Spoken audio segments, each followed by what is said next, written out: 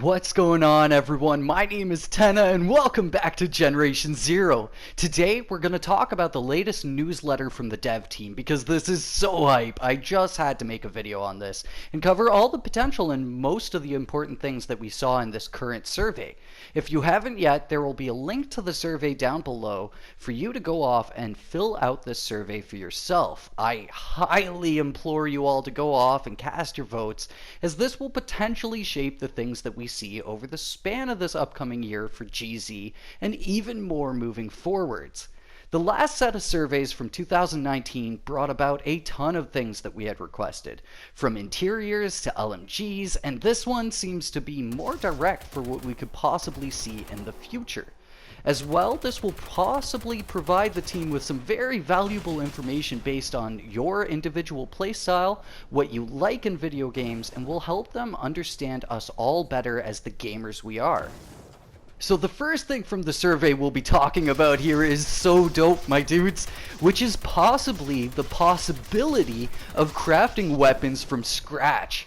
So one small thing that I'd like to preface before we go into all of this, that is, if I had the chance, I would have selected everything from all of the options we've been given here.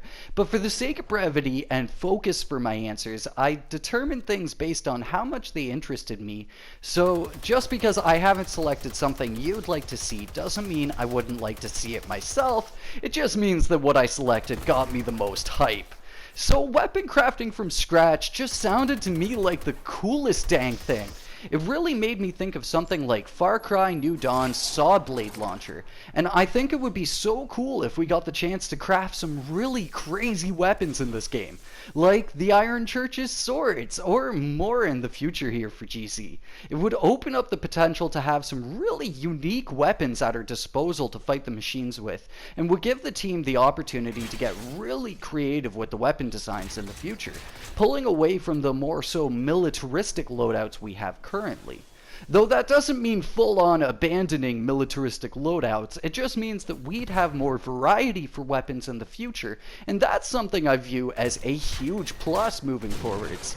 Like, imagine a grenade launcher that uses the small fuel cells from machines as ammo, or just the fuel cells in general.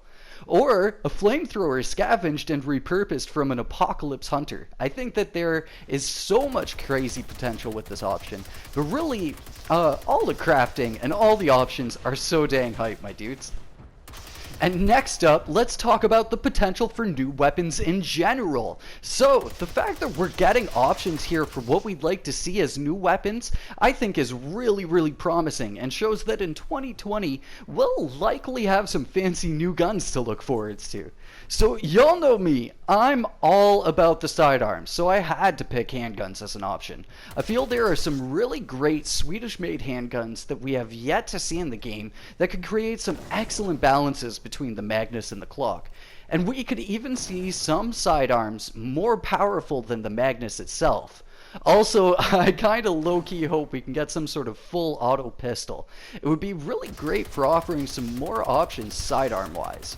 But on top of that, the other key focus here are melee options. We've all asked pretty loudly for some sort of melee option, and I think if we couple it with the crafted weapons, we could see some really interesting and useful melee options come to GZ. A prime example here being the one I brought up earlier of having some sort of Iron Church Hunter sword. But there are many more options, like maybe a sledgehammer with a battery rig to it for an EMP attack, a kind of modern day Mjolnir. Definitely let me know what kind of weapons you would like to see come to Generation Zero, because I feel like the fact that we're getting given this option is really friggin' cool, and just shows that 2020 is going to be a huge year for this game.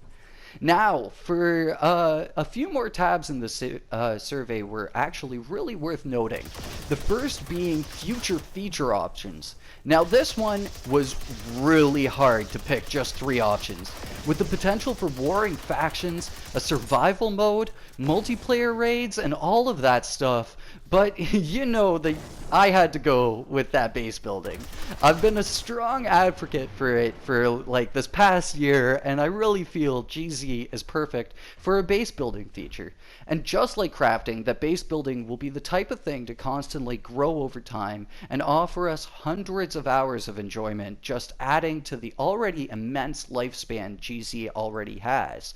But outside of that, it's pretty dang cool that just after making a video on daily missions, we also see it as an option for future content here in the survey.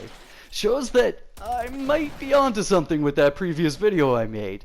But I want to know, out of these options, what did you dudes pick for future content? And really, for any of these options, sound off below because I'd love to hear what you're rooting for when it comes to GZ's future.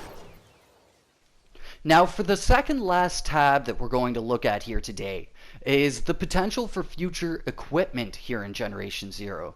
The first of which is something most of us have wanted since we saw that concept art of the guy riding a dirt bike. And here's actually a little bit of insight to vehicles some of you dudes might not know about. So a program I like to use from time to time in GZ is this DECA map. Basically, it's a tool for Apex Engine games, and this one in specific is made for Generation Zero. So to the south of the mainland here, there are a few interesting map locations, one of which being a vehicle test bed. And I feel that dirt bikes might already possibly be a semi-functional thing in the game in some regard just from seeing this location. It couldn't just be for the typical bikes, but maybe I'm assuming too much based on this DECA map? I don't know, but I really feel like that vehicle test bed has a little bit more to offer us than just our standard cycles that we've seen so far. Additionally, the option for boosters was a pretty cool concept for me. It'd be really cool to get something like a speed booster for our sprinting speed, or a regeneration syringe so that we could just be gradually regenerating health for a set amount of time, or something of the sort in this game. And it would really open up potential equipable items an absolute metric ton, I think. Now, I do feel that a machine companion might be the winner from this selection because so many people have voiced wanting one, but only time will really tell. Either way, if I could have picked option number 4, I probably would have selected the machine companion next.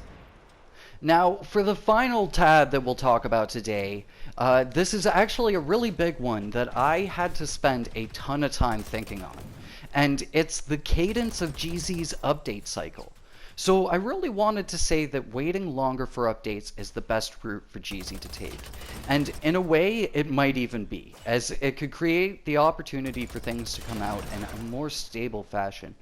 But looking over the past year, I want things to kind of function similarly throughout year 2 of GZ myself, with minor updates in between maybe 2 to 3 really big updates, as that would do best, I feel, for the community in keeping players engaged and drawing in newer players. Maybe when we get to year 3 I'll feel differently, but I think for now the more that can be done for GZ the better. Of course, not to the detriment of the developers, but I think that they did a really great job over year 1, and year 2 can only be better based on that past experience. So maybe year 3 could be focused on a handful of really big updates, while we have a lot of the groundwork covered from year 1 and 2 respectfully. But let me know, do you dudes want less updates but more stable releases? Or do you want a similar experience to year 1 with consistent updates and a few pretty big hitting updates? Or do you just want really small, consistent, stable updates on a monthly basis? Seriously folks, let me know down below, as we might not ever get a chance to see what this survey's results are, so this will be a great place for us to kind of gauge what we're thinking amongst us all as the community of this game. But there you guys go. Let me know what you voted for on this survey. If you haven't filled out the survey yet, definitely go off, fill that out. But cheers, folks. The future is just as bright as ever for us here in Generation Zero.